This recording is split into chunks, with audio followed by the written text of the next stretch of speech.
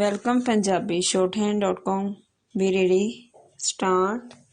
संसद ਦੇ ਮੌਨਸੂਨ ਇਜਲਾਸ ਵਿੱਚ ਪੈਗਾਸਸ ਜਾਸੂਸੀ ਕਾਂਡ ਬਾਰੇ ਵਿਰੋਧੀ ਧਿਰਾਂ ਵੱਲੋਂ ਬੜੀ ਉੱਚੀ ਆਵਾਜ਼ ਵਿੱਚ ਮਸਲਾ ਚੁੱਕਿਆ ਗਿਆ ਸੀ।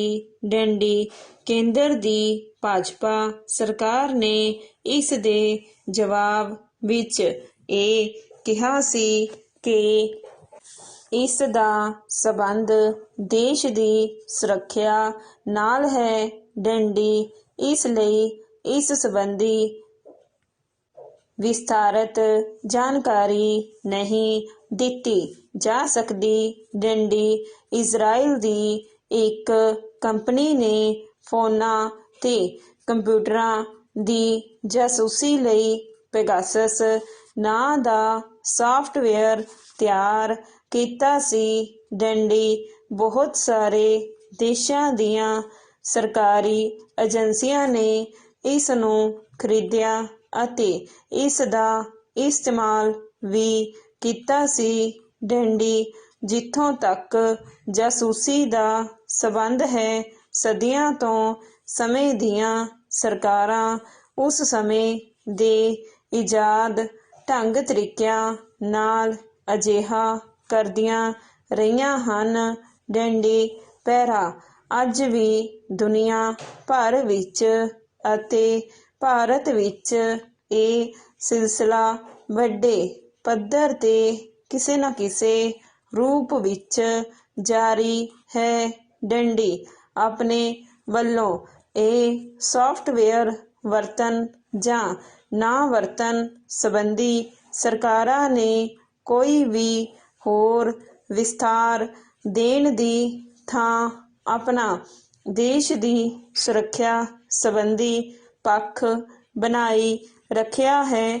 ਡੰਡੀ ਸਰਕਾਰ ਵੱਲੋਂ ਵਿਰੋਧੀ ਸਿਆਸਤਦਾਨਾਂ, ਪੱਤਰਕਾਰਾਂ ਅਤੇ ਅਧਿਕਾਰੀਆਂ ਦੀ ਗੈਰ ਕਾਨੂੰਨੀ ਢੰਗ ਨਾਲ ਉਕਤ ਸਾਫਟਵੇਅਰ ਰਾਹੀਂ ਜਾਸੂਸੀ ਕਰਨ ਸੰਬੰਧੀ ਦੇਸ਼ ਦੀ ਸਰਵਉੱਚ ਅਦਾਲਤ ਸੁਪਰੀਮ ਕੋਰਟ ਵਿੱਚ ਵੀ ਬਹੁਤ ਸਾਰੀਆਂ ਪਟੀਸ਼ਨਾਂ ਪਾਈਆਂ ਗਈਆਂ ਹਨ। ਡੰਡੀ ਸਰਵਉੱਚ ਅਦਾਲਤ ਨੇ ਸਰਕਾਰ ਤੋਂ ਇਸ ਬਾਰੇ ਜਵਾਬ ਮੰਗਿਆ ਸੀ। ਡੰਡੀ ਸਰਕਾਰੀ ਵਕੀਲ ਨੇ ਆਪਣੇ ਹਲਫਨਾਮੇ ਵਿੱਚ ਇਸ ਨੂੰ ਰਾਸ਼ਟਰੀ ਸੁਰੱਖਿਆ ਦਾ ਮਾਮਲਾ ਕਿਹਾ ਸੀ। ਡੰਡੀ ਪਰ ਸੁਪਰੀਮ ਕੋਰਟ ਸਰਕਾਰੀ ਪੱਖ ਤੋਂ ਸੰਤੁਸ਼ਟ ਨਹੀਂ ਹੋਈ, ਸਗੋਂ ਉਸਨੇ ਸਪਸ਼ਟ ਰੂਪ ਵਿੱਚ ਇਹ ਪੁੱਛਿਆ ਹੈ ਕਿ ਇਸ ਸਾਫਟਵੇਅਰ ਨਾਲ ਲੋਕਾਂ ਦੀ ਜਾਸੂਸੀ ਕੀਤੀ ਗਈ ਹੈ ਜਾਂ ਨਹੀਂ। ਪ੍ਰਸ਼ਨ ਚਿੰਨ੍ਹ ਚਾਹੇ ਸਰਕਾਰੀ ਵਕੀਲ ਨੇ ਇਹ ਕਿਹਾ ਹੈ ਕਿ ਨਾਗਰਿਕਾਂ ਦੀ ਨਿੱਜਤਾ ਦਾ ਖਿਆਲ ਰੱਖਣਾ ਸਰਕਾਰ ਦਾ ਪਹਿਲਾ ਫਰਜ਼ ਹੈ, ਪਰ ਇਸ ਦੇ ਨਾਲ ਹੀ ਸਰਕਾਰ ਰਾਸ਼ਟਰੀ ਸੁਰੱਖਿਆ ਨੂੰ ਅਣਗੌਲਿਆ ਨਹੀਂ ਕਰ ਸਕਦੀ ਅਤੇ ਇਹ ਵੀ ਕਿ ਕਾਲ ਰਿਕਾਰਡਿੰਗ ਕਿਸੇ ਤਰ੍ਹਾਂ ਵੀ ਗੈਰ ਕਾਨੂੰਨੀ ਨਹੀਂ ਹੈ। ਪਰ ਸਰਕਾਰ ਨੇ ਨਾਲ ਹੀ ਇਹ ਵੀ ਕਿਹਾ ਕਿ ਉਹ ਇਸ ਮਸਲੇ ਦੀ ਜਾਂਚ ਮਾਹਿਰਾਂ ਦੀ ਕਮੇਟੀ ਤੋਂ ਕਰਵਾ ਸਕਦੀ ਹੈ, ਜੋ ਆਪਣੀ ਰਿਪੋਰਟ ਸਿੱਧੀ ਸੁਪਰੀਮ ਕੋਰਟ ਨੂੰ ਦੇਵੇਗੀ। ਡੰਡੀ ਸਰਵਉੱਚ ਅਦਾਲਤ ਨੇ ਇਹ ਤਾਂ ਮੰਨਿਆ ਹੈ ਕਿ ਸਰਕਾਰ ਦਾ ਰਾਸ਼ਟਰੀ ਸੁਰੱਖਿਆ ਬਾਰੇ ਲਿਆ ਗਿਆ ਪੱਖ ਸਹੀ ਹੈ, ਪਰ ਜੇਕਰ ਚੁਣੀਆਂ ਹੋਈਆਂ ਸਰਕਾਰਾਂ ਵਿਰੋਧੀ ਸਿਆਸਤਦਾਨਾਂ, ਪੱਤਰਕਾਰਾਂ, ਸਮਾਜਿਕ ਕਾਰਕੁਨਾਂ ਜਾਂ ਹੋਰ ਬੁੱਧੀਜੀਵੀਆਂ ਦੀ ਜਾਸੂਸੀ ਕੀਤੀ ਜਾਂਦੀ ਰਹੀ ਹੈ ਤਾਂ ਉਸ ਬਾਰੇ ਸਰਕਾਰ ਆਪਣਾ ਪੱਖ ਸਪਸ਼ਟ ਕਰੇ। ਡੰਡੀ ਪਰ ਸਰਕਾਰ ਇਸ ਬਾਰੇ ਸੰਤੁਸ਼ਟੀਜਨਕ ਜਵਾਬ ਦੇਣ ਵਿੱਚ ਕਈ ਵਾਰ ਅਸਫਲ ਰਹੀ। ਡੰਡੀ ਸਟੋਪ। ਵੈਲਕਮ ਪੰਜਾਬੀ shorthand.com ਵੀ ਰੈਡੀ ਸਟਾਰਟ।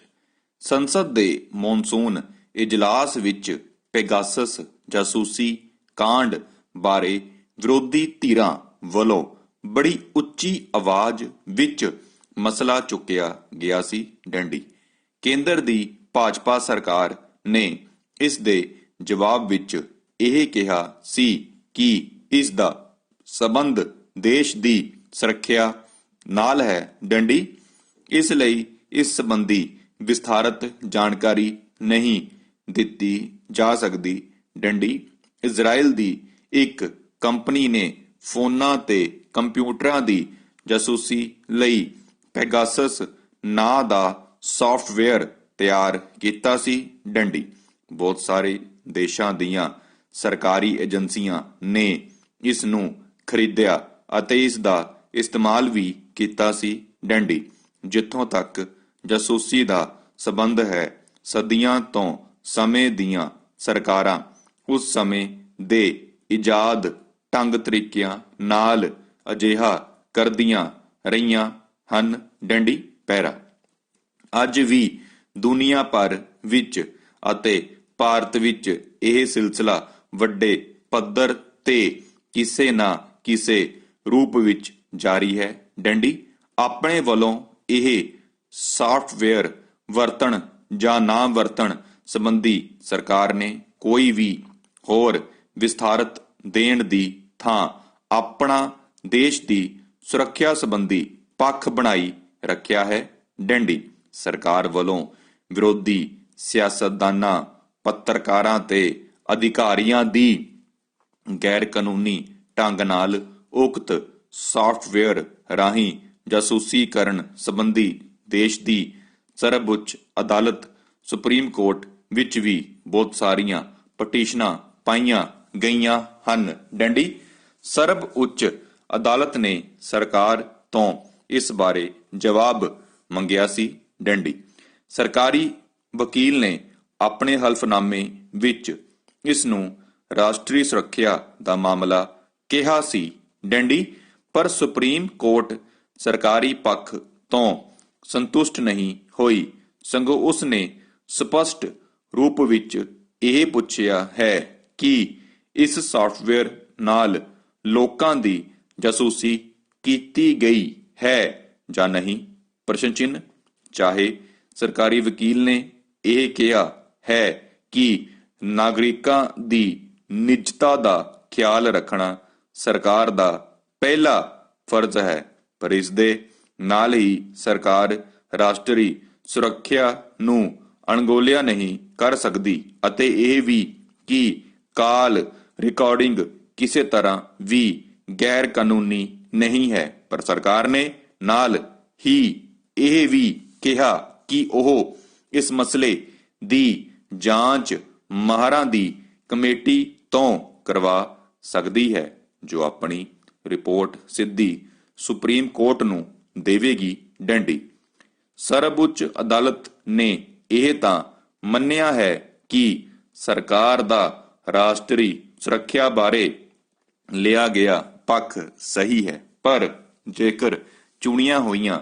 ਸਰਕਾਰਾਂ ਵਿਰੋਧੀ ਸਿਆਸਤਦਾਨਾਂ, ਪੱਤਰਕਾਰਾਂ, ਸਮਾਜਿਕ ਕਾਰਕੁਨਾਂ ਜਾਂ ਹੋਰ ਬੁੱਧੀਜੀਵੀਆਂ ਦੀ ਜਾਸੂਸੀ ਕੀਤੀ ਜਾਂਦੀ ਰਹੀ ਹੈ ਤਾਂ ਉਸ ਬਾਰੇ ਸਰਕਾਰ ਆਪਣਾ ਪੱਖ ਸਪਸ਼ਟ ਕਰੇ। ਡੰਡੀ ਪਰ ਸਰਕਾਰ ਇਸ ਬਾਰੇ ਸੰਤੁਸ਼ਟੀਜਨਕ ਜਵਾਬ ਦੇਣ ਵਿੱਚ ਕਈ ਵਾਰ ਅਸਫਲ ਰਹੀ।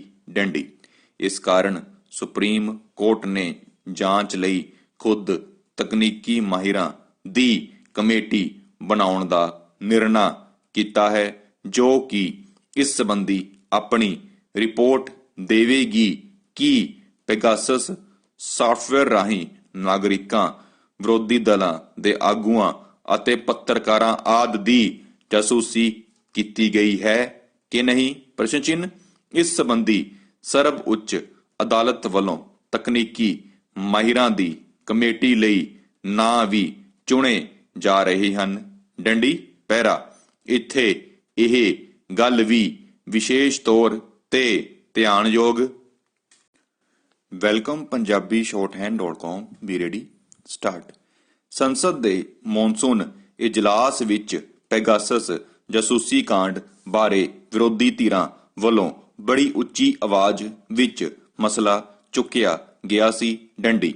ਕੇਂਦਰ ਦੀ ਭਾਜਪਾ ਸਰਕਾਰ ਨੇ ਇਸ ਦੇ ਜਵਾਬ ਵਿੱਚ ਇਹ ਕਿਹਾ ਸੀ ਕਿ ਇਸ ਦਾ ਸਬੰਧ ਦੇਸ਼ ਦੀ ਸੁਰੱਖਿਆ ਨਾਲ ਹੈ। ਡੰਡੀ।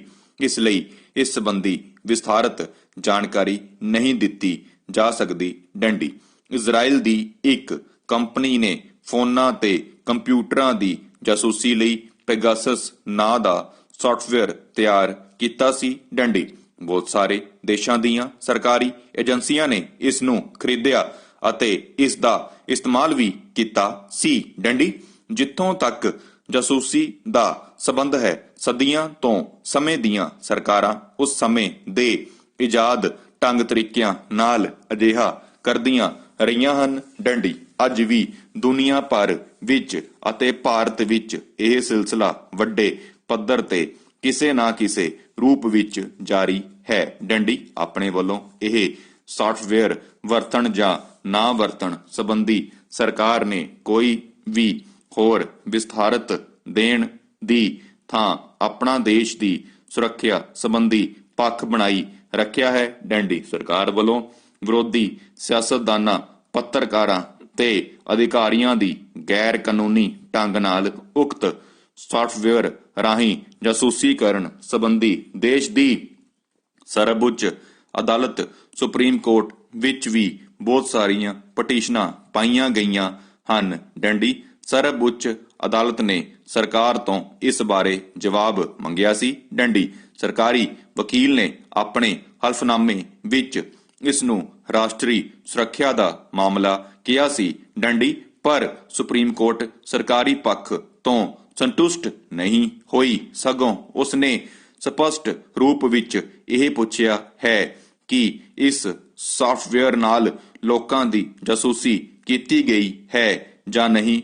ਪ੍ਰਸ਼ਨ ਚਿੰਨ੍ਹ। ਚਾਹੇ ਸਰਕਾਰੀ ਵਕੀਲ ਨੇ ਇਹ ਕਿਹਾ ਹੈ ਕਿ ਨਾਗਰਿਕਾਂ ਦੀ ਨਿੱਜਤਾ ਦਾ ਖਿਆਲ ਰੱਖਣਾ ਸਰਕਾਰ ਦਾ ਪਹਿਲਾ ਫਰਜ਼ ਹੈ, ਪਰ ਇਸ ਦੇ ਨਾਲ ਹੀ ਸਰਕਾਰ ਰਾਸ਼ਟਰੀ ਸੁਰੱਖਿਆ ਨੂੰ ਅਣਗੌਲਿਆ ਨਹੀਂ ਕਰ ਸਕਦੀ ਅਤੇ ਇਹ ਵੀ ਕਿ ਕਾਲ ਰਿਕਾਰਡਿੰਗ ਕਿਸੇ ਤਰ੍ਹਾਂ ਵੀ ਗੈਰ ਕਾਨੂੰਨੀ ਨਹੀਂ ਹੈ। ਪਰ ਸਰਕਾਰ ਨੇ ਨਾਲ ਹੀ ਇਹ ਵੀ ਕਿਹਾ ਕਿ ਉਹ ਇਸ ਮਸਲੇ ਦੀ ਜਾਂਚ ਮਾਹਿਰਾਂ ਦੀ ਕਮੇਟੀ ਤੋਂ ਕਰਵਾ ਸਕਦੀ ਹੈ ਜੋ ਆਪਣੀ ਰਿਪੋਰਟ ਸਿੱਧੀ ਸੁਪਰੀਮ ਕੋਰਟ ਨੂੰ ਦੇਵੇਗੀ। ਡੰਡੀ।